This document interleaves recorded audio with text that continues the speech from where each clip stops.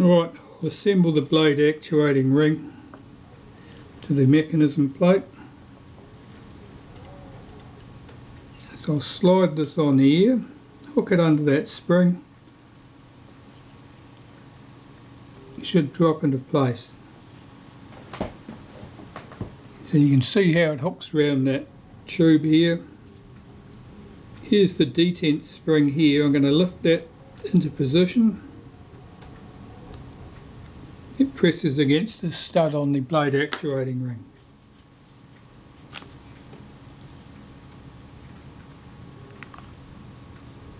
Now taking this lens tube, that only fits on in one position. One of these three projections has got the side chewed off. That goes against that post. Now at this stage, make sure that nothing's trapped under the lens tube. This pallet here is for a start. Let's move that out the way. Check that these levers here are not stuck underneath the blade actuating ring. Everything seems to be seated there. And we've got two screws that hold that in position. They're the same length as each other. There are three positions there obviously, but one of them holds the bracket, and the screw for that position is longer by the thickness of the bracket, which I'd say at a guess is about 1/4 of a millimetre. If you don't take notice of what screws are going in what holes, you will end up with a screw that is too short on the bracket, in which case it's only half engaged with the aluminium mechanism plate, and you're likely to strip the screw out, and you will end up with a screw that's too long in whichever of the other two positions you put the long screw. And if you do that, then the screw will stick out through the back of the mechanism plate and it will catch a shutter blade. It won't do it immediately, it'll wait until you've got the shutter completely assembled, then it'll do it. And you're going to have to pull it all back down again. So take note of those screws. Make sure of the three screws, the two short ones go in here and here. The long screw is to go through the bracket that goes on that post, but don't put that on yet. Okay, so there's our mechanism plate. I'm going to lubricate the blade actuating ring with some graphite powder. Move this catch back out of the way. Just checking the action of the blade actuating ring, it moves freely. So what I'll do is I'll apply some graphite powder down here through those slots to the blade actuating ring, work it backwards and forwards a number of times to work it in, and then blow the graphite away. Graphite powder, that's what I use. You should probably find it at local hardware.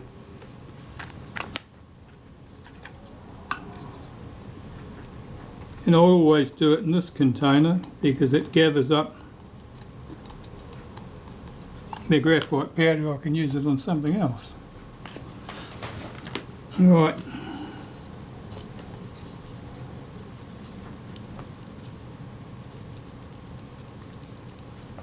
Now you've got two catches here.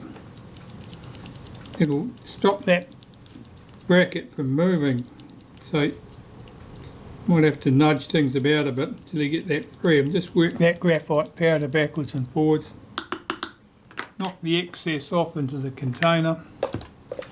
Take this away, attack it with the rocket blower, blow all the excess powder away, and then we can assemble the blades and put the case on. Okay, so we need to move our blade actuating ring across so that this is against the tube. That's the blade's open position. And start putting the blades in place. There are 6 blades, 4 of them are identical. Here's one of the 4 identical blades. it goes in this position here. This is the first position.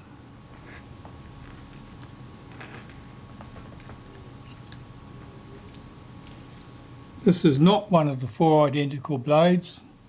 The back of the blade here has got a deep cutout. It goes there, next to that hole where the shaft comes through to cock the shutter. Get that wrong and you're going to regret it. Here's blade number 3, same as blade number 1.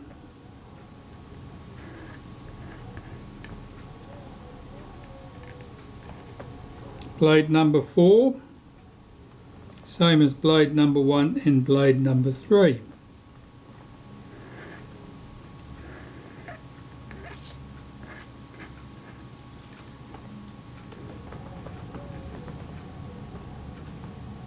Blade number 5.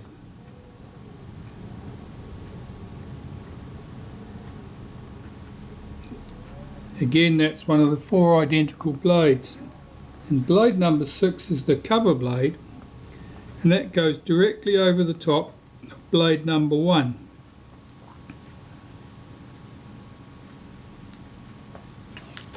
Okay, so now I'm going to close these blades slightly so that they're not hanging over the edge of the mechanism plate, and that'll allow me to get the case over it. So I've got the case. Let's take this away. Got the case in one hand. That little square hole there has to go over the round peg. So you need to sort of hook that in place, get the round peg through the square hole. Why a square hole on a round peg? You'd have to ask Mr. Deckel about that. I've got no idea. We have 3 screws that hold the case together, and I'll run them lightly down. I've got a magnetic screwdriver here, so it's giving me grief. This is not seating properly. Yeah, just gave it a quick wriggle and it dropped into place. May have been hanging up on the flash contact. That's better. Don't tighten those screws right up, just run them in. If one of the blades is out of position and you tighten the screws up, you'll damage the blade. Right, so I can check that the blade's open and close. It's working normally, so now I can tighten the 3 screws up and check that it still moves. That's looking good. So that's our shutter blades back in the case, and you can see the residual marks on those blades, but I've already determined that they're neither here nor there, and they'll certainly not affect the function in any way at all. They were nice and they were smooth, there was no roughness to them. Okay, so taking this is a front off a Reflex 3, I think. It makes a very good stand for the shutter. Means the case can sit in there, the flash contact's not getting damaged by getting bent on anything. And with that in place, I can start putting the other components into the shutter. Alright, so we've got our 2 small springs here to put back in place. This one, which goes over here. At the moment it's upside down. Flip that over. That's better. This bent arm goes behind this lever here.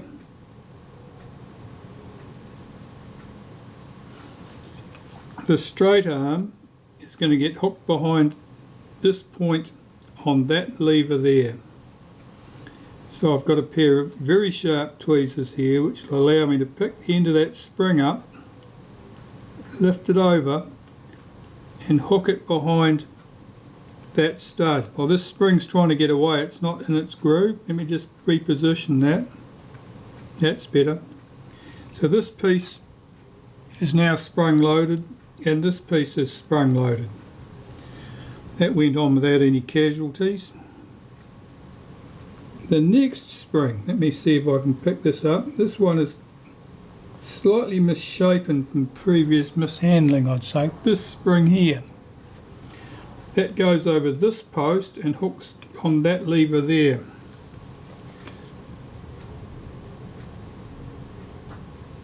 This is the return spring for the B lever.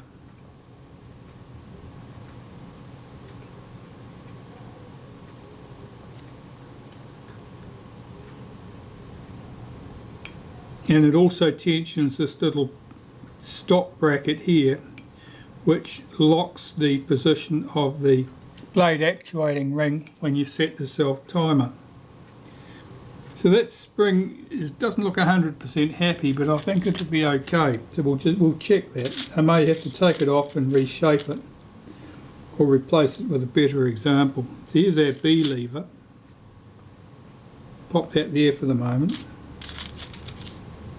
And the retaining screw for the B lever is this one with a spring attached to it. So first I'll hook the B lever into position. So to do that, I'm going to open the shutter, make sure this is pulled away, make sure this is pulled back, move the blade actuating ring forward so that the blades are fully open now. The B lever can drop into its active position in the centre here. Now I don't like the look of that spring. I don't think it's got enough tension. Let's try hooking this in place. And we can check the action of it. I'll just hold that lever down.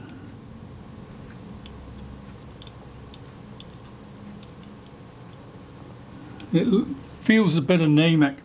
What I'm concerned about is that if the spring is weak and if any stickiness develops to that B lever, when you set B and the shutter opens fully, and the B lever should drop in and stop the lever from returning until you take your finger off the shutter button.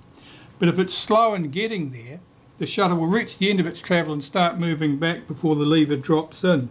So I'm inclined to think that that spring is bent and it's not doing its job.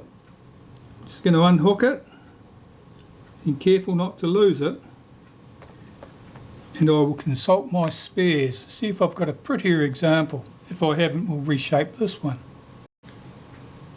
Okay, so this is the spring we had. I'll hold that here so you can see it.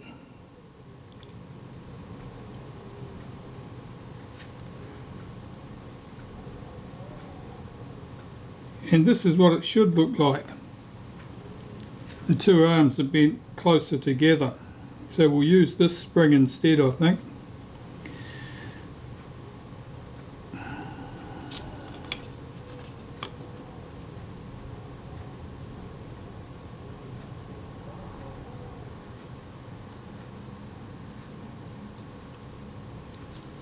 Right, I've got that hooked over its post. I'll just take that stray spring and put that away over here where I don't lose it, because although it's not 100%, there may well come a time in the future when I'd like that spring, damaged though it might be.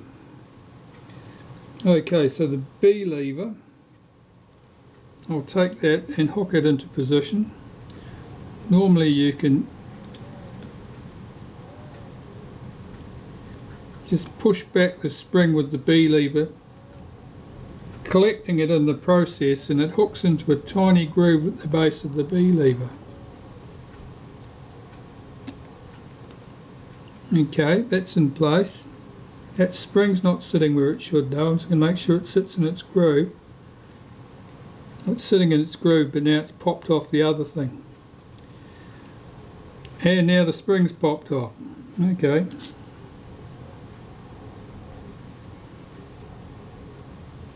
Where did it go? Can't be far away, I can see it. You can all stop looking.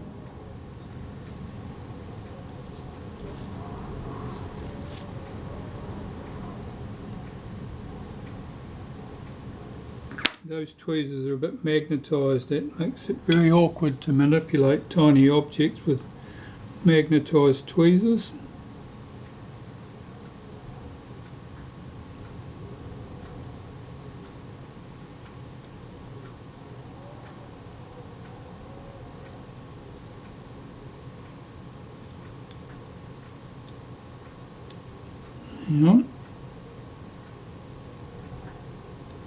Right, get it seated in its groove, which is like that. Pull it across. Find my B lever, which can't be far away. There it is. And I should be able to pull the B lever into position, catching the spring in the process. And I did.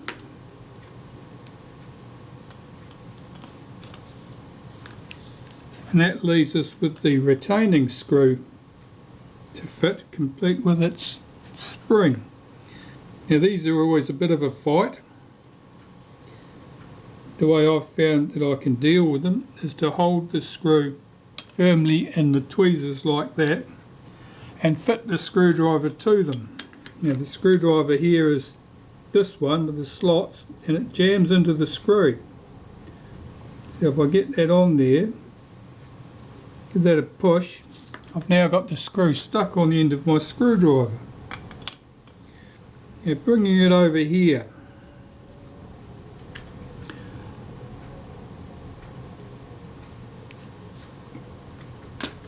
the tail of this spring needs to be on this side of this pin.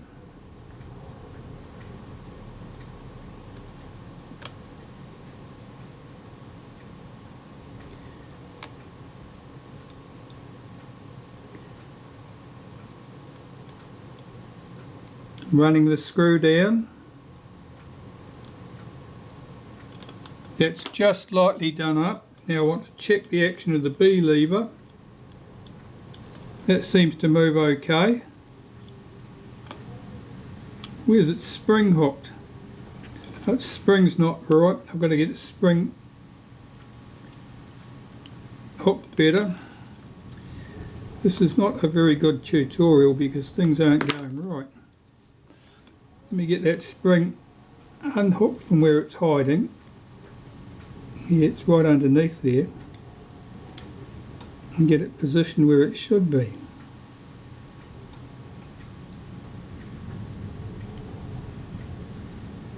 Now it's enthusiastic to tuck underneath.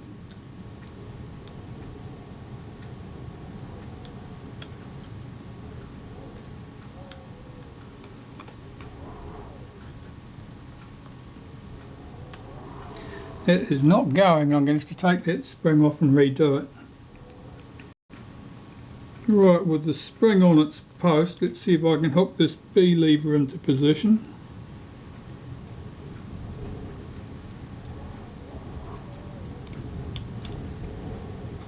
No.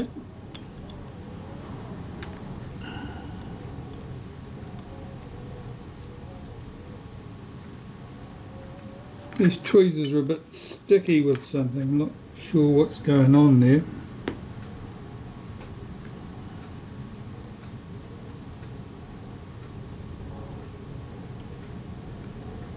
That time.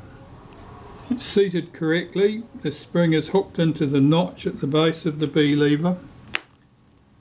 And I will fit the screw and its spring.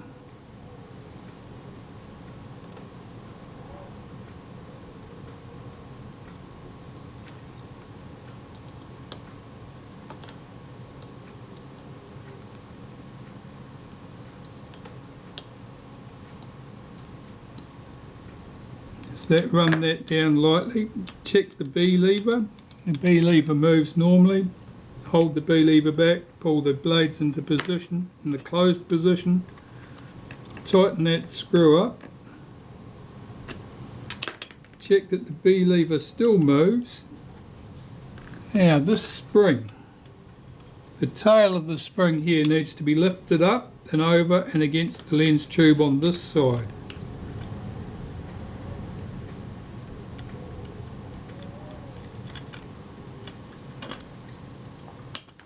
So now that long spring is acting against this lever and against the lens tube on this side.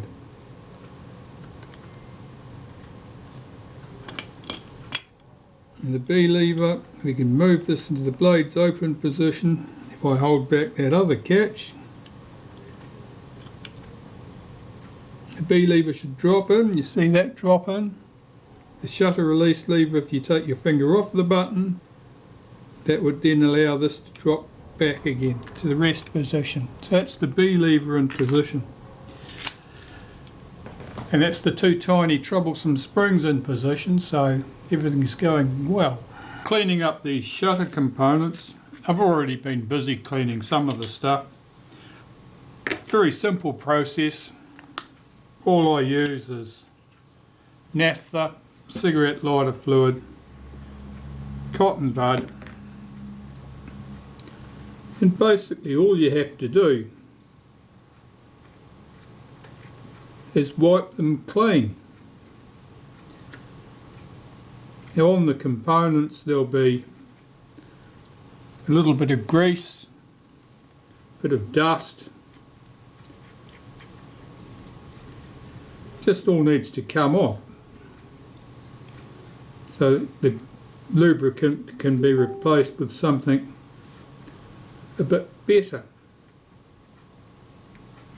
So that's all I'm doing, is cleaning these components up. They don't need to sparkle, but of course it's nice if they do.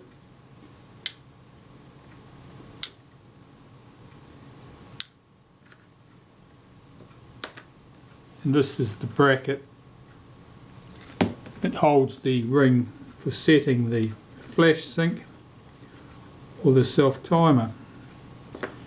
See a bit of colour on there, it's probably old grease.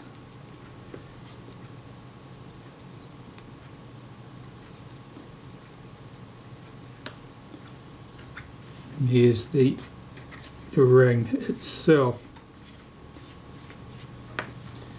When you're cleaning components like this, it means that you have to watch what you're doing, and if you watch what you're doing, then if there's a problem with the component, if something's bent on it or it's got a spot of corrosion or something, you are much more likely to notice if you are busy cleaning things.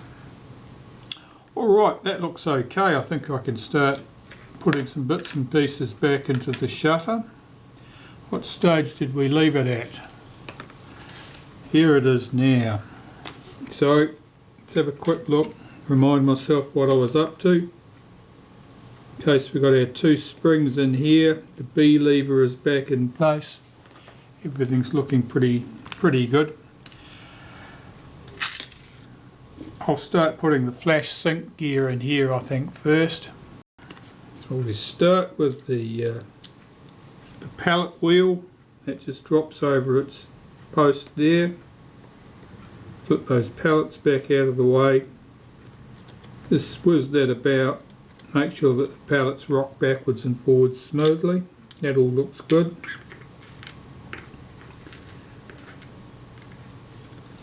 This is the setting lever for it, little quadrant gear on it. I normally just put a touch of molybdenum paste through the centre where it's going to go on the spindle, and this hook here, this little catch here, I'll give that a wipe so that it latches in smoothly and releases smoothly. This just sits over the post there and it engages the gear on the pallet wheel there. Drops behind this catch. I'm going to hold that catch back, pull this arm forward slightly so it's not dropped behind the catch, and fit the spring in place.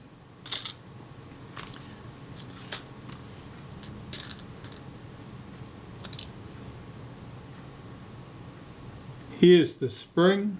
Now I did note that this one is slightly stretched. I don't think that's enough to cause me a problem. I'm going to reuse that. By comparison, I'll show you another one next to it. and there's not enough difference there for it to be a concern. It's the last coil here that's stretched out slightly. I don't think it will cause a problem. So getting this in position can be awkward. I'm just going to use a pair of pliers. You can use needle nose pliers. Easily grab the shaft of it there. Needs to hook over this little bracket. There's a hook on there that loop goes over. And then stretch it out and drop the end of the spring into the hole on that little arm. And if we move this across the tweezers, it'll latch into position behind this piece, and as the shutter was released, this would lift this arm, release this, and allow the pellets to run down, and that would effectively delay the action of the shutter, so that the shutter mechanism actually released after it had made the flash contacts. Because with bulb flash you needed to ignite the bulb early to give it a chance to burn to peak brilliance by the time the shutter started doing its job. That's the reason you have that delay. It's not to delay the flash contacts, it's to delay the shutter opening. Okay, so that went in smoothly enough. We'll continue with this.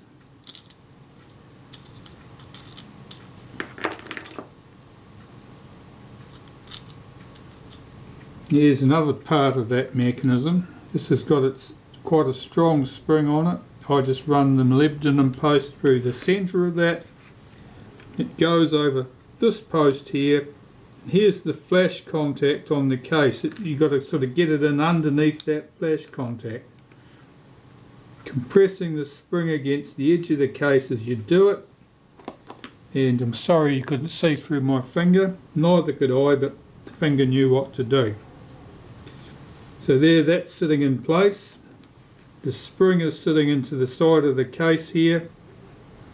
That spring, that can be troublesome, not very often, but if people have mutilated it, can be troublesome. If that spring is pointing right down, it will foul this arm.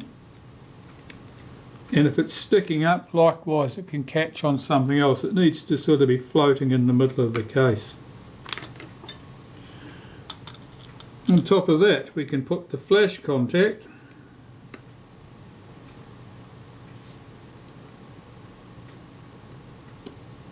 It just seats on there like that. If we set this, as it would be when the shutter's cocked, it takes the pressure off this piece.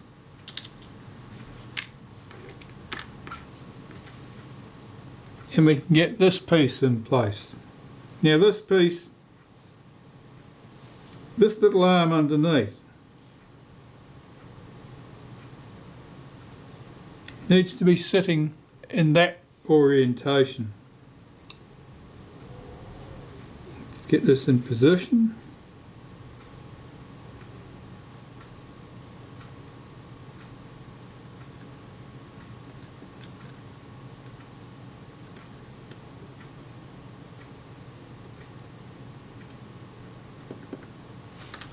Okay, so you can see how that's sitting. This little arm is free to move slightly there. This is free to move, and it's sitting on the top. Now we've got two screws that hold that in place.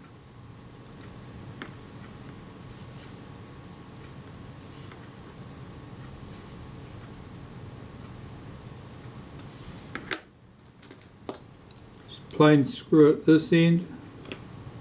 Whoops. I must deal to this magnetised screwdriver, it's annoying me. It's been annoying me for days and I've done nothing about it. At this end we have a return spring.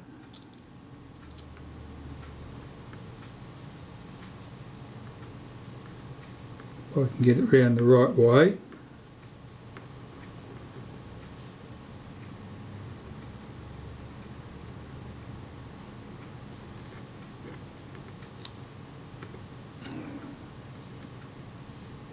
if it'll land the right way up when I pick it up. Okay, so our return spring goes in here, and the screw that locates that is a shoulder screw. And it's important that the spring is free to revolve around the shoulder, doesn't get trapped underneath it. See, that's trapped underneath it, that spring's not floating free. Just loosen that up, move my spring around a bit.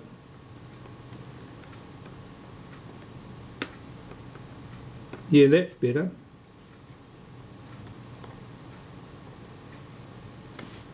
See, the spring is free to revolve smoothly around there. Now I've got to lift the tail of the spring over, and it tucks down behind this arm. There's a notch in the back of this arm that spring tucks into.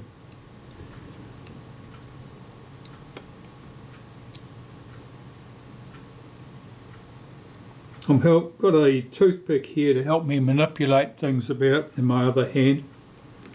And this spring, make sure that's seated correctly. So this arm is now sprung loaded. And this end of the arm here, that's where it latches the main cam. Alright, that's looking okay.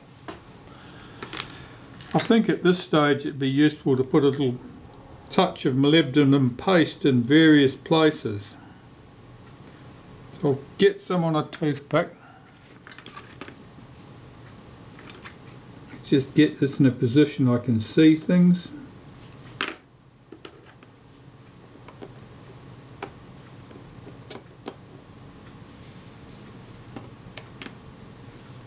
Yeah, it's better with that cocked. Now the spring down here, the detent spring on the mechanism plate, that acts against the blade actuating ring. There's a little pin on that blade actuating ring. I probably should have showed you that before I put this piece in, but you probably remember anyway. On the blade actuating ring there's a little pin that sticks up, and the detent spring acted against it. I just put a touch of molybdenum paste on there so that that point is lubricated. Sometimes with shutters, if that's left dry, you get a tremendous amount of friction from it. And typically what you find is that when you move the arm across, you'll get a squeak sound. And that's all down to the friction of that detent spring on that pin. So just a tiny touch of molybdenum paste there makes all the difference in the world. You could be using something else. Graphite grease was traditionally used, but molybdenum paste works fine. Now this point here and this point here, that's where the main cam's going to pick up that arm and move the blade actuating ring, so I'll just put a touch on there. This spot here is a little on the blade actuating ring, that's where the B lever will drop in. I'll just put a touch on there. So that's all, it doesn't need much. Our shutter release arm is here. I'll just give that a very slight wipe on the shaft just to make sure it's not absolutely dry. And this goes into this hole here.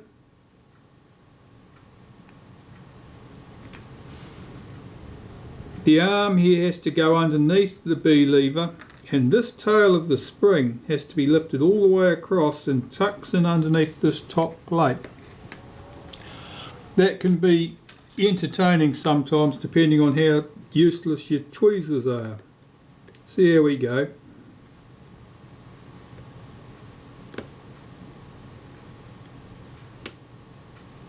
Yeah, my tweezers are being useless today.